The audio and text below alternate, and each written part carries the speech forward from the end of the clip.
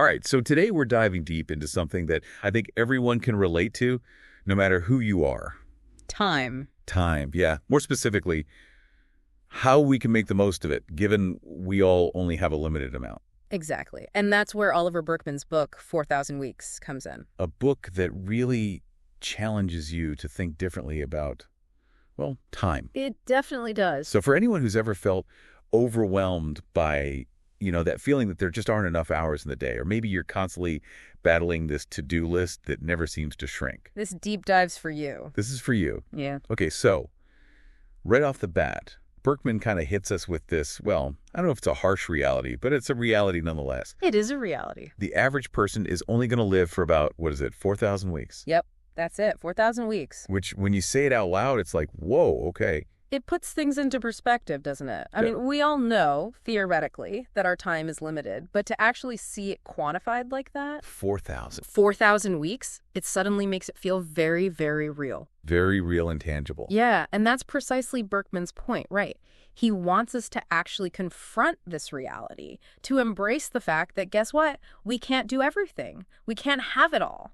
And that's okay. So this isn't like, those typical time management, sort of like be more efficient sort of things. No, not at all. This is about something much bigger. This is about changing how we view time itself. Interesting. Instead of seeing it as like this enemy we need to fight, he wants us to see it as this like foundation of our existence. Okay, I'm intrigued. So where do we even begin with that? How do we even start to reframe something so fundamental as our relationship with time? Well, he actually starts by taking us back in time. Yeah. Way back, before we had things like, clocks. Ooh, okay.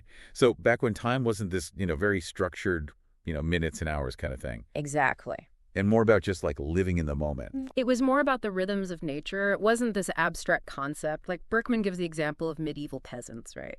They wouldn't say something took an hour. Right. They'd be like, oh, that took a while, which was the amount of time it took to recite a specific psalm. A while. Or even, this one's a bit funny, a pissing while. A pissing while. I mean, it's certainly a very vivid way to measure time, I guess. Right. But it highlights just how different their perception of time was compared to ours. Yeah, it's so different from how we view time now. Now it's all about maximizing it, every second has to be productive. And that's precisely the problem, right? That shift from time being the background of life to being a resource to be exploited. That's at the root of all our modern day time anxieties, I think. The feeling we're always behind, always rushing. Yeah, always trying to catch up, never quite getting there. It's exhausting. Exactly. And then we get to the efficiency trap. Right. Everywhere you look, there's someone telling you to be more productive, streamline this, optimize that. Yeah, inbox zero, all that jazz. Exactly. But what if I told you the better you get at being efficient, the more demands pile up? It's true. As soon as you hit that inbox zero, there's 20 new emails. It's never ending. Right. You're constantly treading water, never actually getting ahead. So then what? If being more efficient isn't the answer, what is? Well, here's where things get really interesting.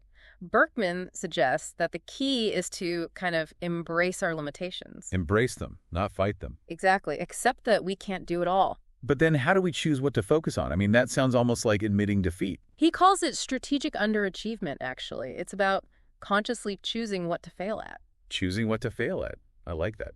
So instead of trying to be amazing at everything, we pick our battles. Precisely. You step off some treadmills so you can focus your energy where it truly matters. Okay, that's incredibly liberating. Giving yourself permission to not be perfect in every area of life. Exactly. And that's really the foundation of Burkeman's philosophy, right? Accept that your time is limited. Right. And then use that awareness to make conscious choices about how you live your life. It's powerful, isn't it? And I think it's a message a lot of people need to hear, especially now when everything's so go, go, go. It's about reclaiming your time, not as just a resource to manage, but as the essence of your existence. Okay, so this is already making me rethink my whole approach to, everything. But how do we put this into practice? Where do we go from here? Well, one of the first steps is recognizing the ways we try to escape our limitations. And I'm not just talking about the obvious distractions. You mean endlessly scrolling through social media? Yeah, that's a big one. But there are more subtle forms of distraction too, like always checking email, overscheduling ourselves, even That constant need for self-improvement. Oh, I see. So it's like we're trying to avoid facing the fact that we can't do it all. Exactly. We're trying to outrun our own limitations, always looking for that next distraction, that next achievement that'll make us feel complete. And the irony is that constant striving often makes us feel even less fulfilled. It does, yeah, because it pulls us away from actually being present. It makes you miss out on the simple joys of just being. Right. We forget to connect with what truly matters. So part of the solution is to get comfortable with discomfort. Resist that urge to always escape. Yes. And that's where Burkeman's experience in that Buddhist monastery becomes really relevant. Oh, right. Where he had to, like, endure these intense rituals. Exactly. Even the most uncomfortable experiences can be opportunities for growth. So discomfort isn't something to be avoided. It's more like a catalyst for change. Exactly. True growth, true meaning often lies on the other side of discomfort. Wow.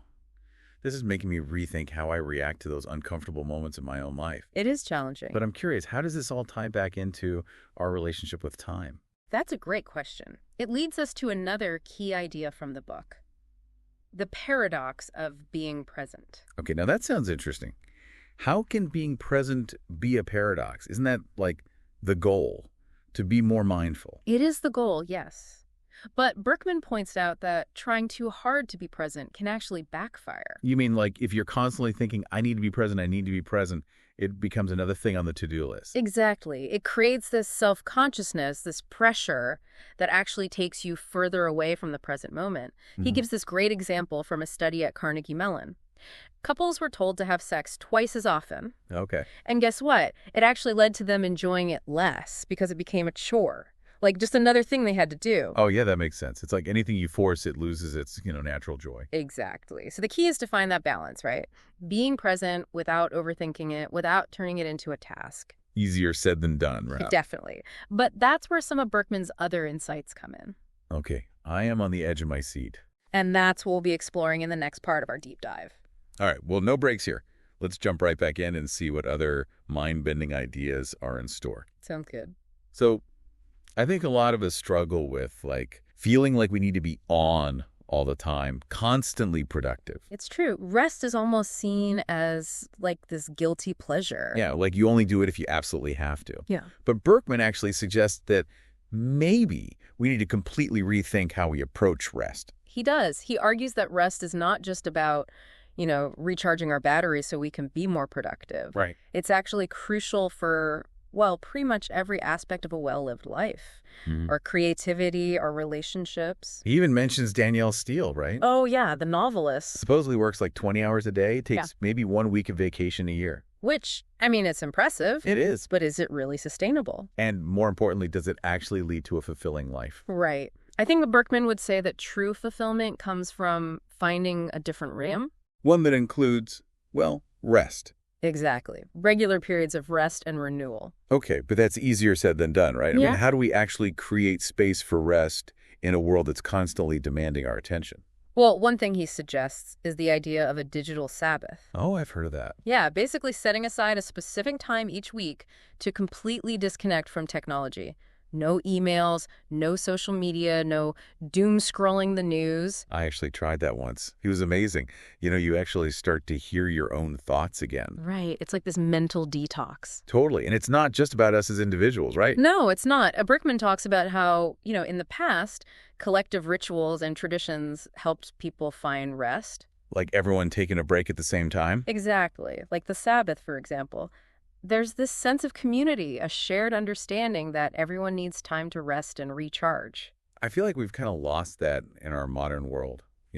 Everyone's on their own schedule, constantly plug in. We have, and I think that's part of why so many people feel burnt out. We've forgotten the importance of just being, of resting. So it's not enough to just have individual practices like digital Sabbaths. We need to find ways to create those shared rhythms, those collective pauses. Absolutely. And that leads us to another really interesting idea from the book, the power of synchronicity. Synchronicity, like when you're thinking about someone and then they call you? Well, not exactly. In this context, it's more about how our experience of time is richer and more meaningful when we're in sync with others. Oh, I see. So like instead of everyone being on their own individual schedules, we find ways to move together in time. Exactly. It's funny because we often think of freedom as having complete control over our own time. Right. But maybe there's a different kind of freedom that comes from surrendering to a shared rhythm, like from moving in sync with others. Absolutely. Think about the rise of flexible work schedules and remote work. Right. While those things can be great, they can also lead to isolation. Everyone's on their own little treadmill, running at their own pace. Exactly. And we miss out on those shared experiences, those moments of connection that come from moving together in time. I think Berkman actually mentions an experiment they did in the early days of the Soviet Union. Oh, right. With the 5-day work week. Yeah. They gave everyone different days off. So there was never a time when the whole community was resting together. It created this really fragmented society. It kind of highlights the importance of those shared rhythms, those times when we collectively step off the treadmill and connect with each other. It's crucial for human flourishing, actually. But, it's hard to find that synchronicity in our modern world. We work different hours, live in different time zones, are constantly glued to our devices. It's true. It's no wonder people feel lonely. But even in this fast-paced digital world, there's still something so powerful about those moments when we do manage to synchronize our time with others. Like what? Like singing in a choir, right? Mhm. Or marching in a protest, or even just sharing a meal with loved ones. There's that feeling of unity, of being part of something bigger than yourself. Exactly. And Burkeman argues that we can find this sense of connection not just in these big orchestrated events, but also in the everyday rhythms of life. So it's about being more intentional, about finding those moments where our individual rhythms can align with the rhythms of others. Yes. Stepping out of our own bubbles and connecting with something larger than ourselves. I like that. And it makes me think about all the challenges we're facing in the world right now. Climate change, social unrest, political polarization. Right. It's easy to feel overwhelmed, like our individual efforts don't really matter. It is. But Berkman talks about this idea of cosmic insignificance therapy. Yes. Which, I know, it sounds kind of bleak. It does. But it's actually quite liberating. Okay, I'm listening. It's about acknowledging the vastness of time and space and our very, very small place within it. So, like, accepting that our individual lives are just tiny blips in the grand scheme of things. Exactly. And that's okay. Okay. But if our lives are so fleeting, then what's the point of striving for anything? That's the big question, right? And while Burkeman doesn't give us any easy answers, he does suggest that embracing our own cosmic insignificance can actually be a source of freedom. Freedom. How so? Well, it frees us from this pressure to be extraordinary, to leave some grand legacy behind. I see. So instead of focusing on achieving some great big thing, we focus on living a meaningful life right now, in the present moment. Exactly. It's about shifting our focus from outcomes to intentions, from external validation to internal motivation. So it's about doing things that matter to us, regardless of whether or not they lead to some big external reward. Precisely. And maybe, in the process, we actually discover a deeper sense of purpose and fulfillment than we ever imagined. That's the idea. So, it's interesting because when we talk about embracing our limitations and even our insignificance in this vast universe, a part of me wonders, does that lead to, I don't know, maybe like apathy or complacency? I can see why you'd think that. Right. Like, if it doesn't really matter what we do, why bother doing anything at all? That's a really important point. And it's something Burkeman tackles directly. He's not saying that we should just give up on everything. Okay, good. It's not about becoming passive or resigning ourselves to mediocrity. So it's not about lowering our expectations or settling? No, not at all. It's more about, I guess, shifting our focus. Shifting our focus how? Instead of obsessing over outcomes, he suggests we focus on our intentions. Oh, okay. So it's not about external validation, but rather internal motivation. I see. So it's more about doing things that truly matter to us, even if they don't lead to some, I don't know, big public display of success. Exactly. It's about finding that passion and purpose, regardless of the outcome. So it's like instead of trying to prove something to the world, we're proving it to ourselves. Yeah, I think that's a good way to put it. And when we let go of that need for external validation, maybe that's when we actually find true freedom. It's like we're no longer trying to become someone we're not. We can just be ourselves, pursue the things that light us up, make a difference in whatever way feels authentic. I love how Berkman uses the analogy of the medieval stonemasons. Oh, yeah, those who worked on cathedrals, right? Yeah. Each one knowing they'd probably never see the finished product in their lifetime. It's beautiful, isn't it? This idea of contributing to something larger than yourself, even if you never witness the final result. It really is. And it's a good reminder that, we don't have to have all the answers. We don't have to solve every problem in the world. We can just focus on doing our part, on making a contribution. And that in itself is meaningful. Absolutely. And I think that ties back into our whole conversation about time, doesn't it? It does. It's not just about managing time, but about creating meaning within it. Maybe instead of seeing time as the enemy, we should embrace it as this, precious gift. I couldn't agree more. And to help us along this journey, Burkeman leaves us with a few final questions to ponder.